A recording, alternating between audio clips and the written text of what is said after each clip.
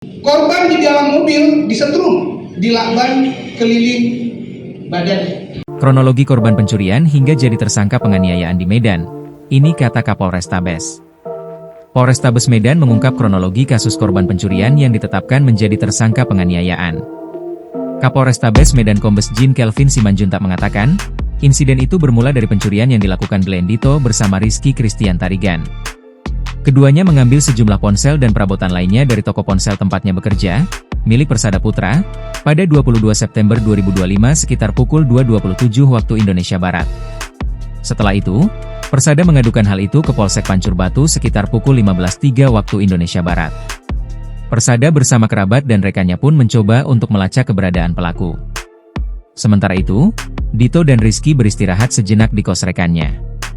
Besoknya, 20 September, keduanya beranjak ke Hotel Crystal, Kota Medan. Di sana, keduanya menjual barang hasil curian ke Donli dan Andre.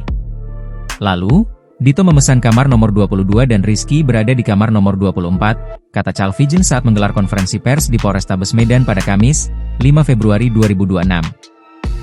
Di samping itu, Leo Sembiring, saudara Persada, mulai meminta Putri Mutiara, wanita yang juga kerja di toko ponsel dan dekat dengan Dito, untuk memancing para pelaku bertemu. Leo sampai mengancam akan memenjarakan Putri jika tak melakukan hal itu. Hasilnya, Putri janjian bertemu dengan Dito di Hotel Crystal dan memberitahu informasi itu ke Persada. Jadi menghubungi disinilah lokasinya, dan kemudian mereka masuk ke kamar 22 yang di dalamnya adalah Glenn Dito.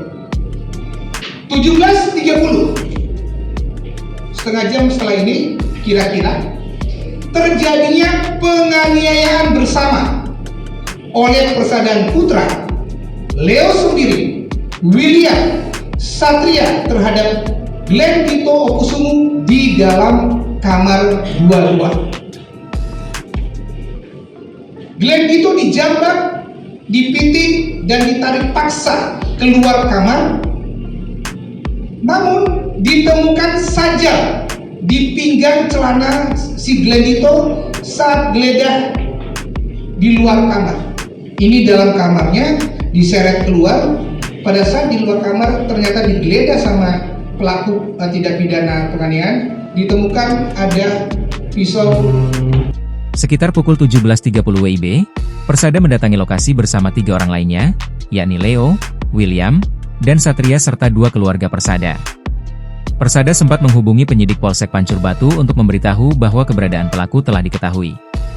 Setibanya di lokasi, Dito dijambak, dipiting, dan ditarik paksa keluar kamar oleh 4 pelaku.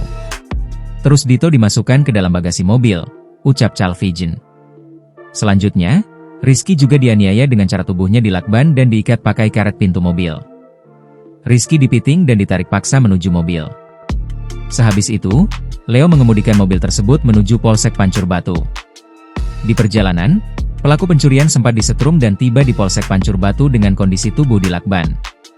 Atas kejadian itu, keluarga Dito melaporkan 4 pelaku penganiayaan ke Polrestabes Medan pada 26 September 2025. Calvigen pun menerangkan, terkait kasus pencurian, Dito dan Rizky telah diproses hukum.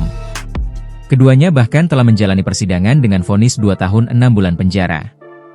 Donli, sebagai penadah juga telah divonis 1 tahun penjara, sedangkan Andre masih dalam proses berkas tahap 2 pada 4 Desember 2025. Sementara itu, dalam perkara penganiayaan, Persada telah ditangkap dan pada 23 Januari berkas perkaranya masuk ke tahap I.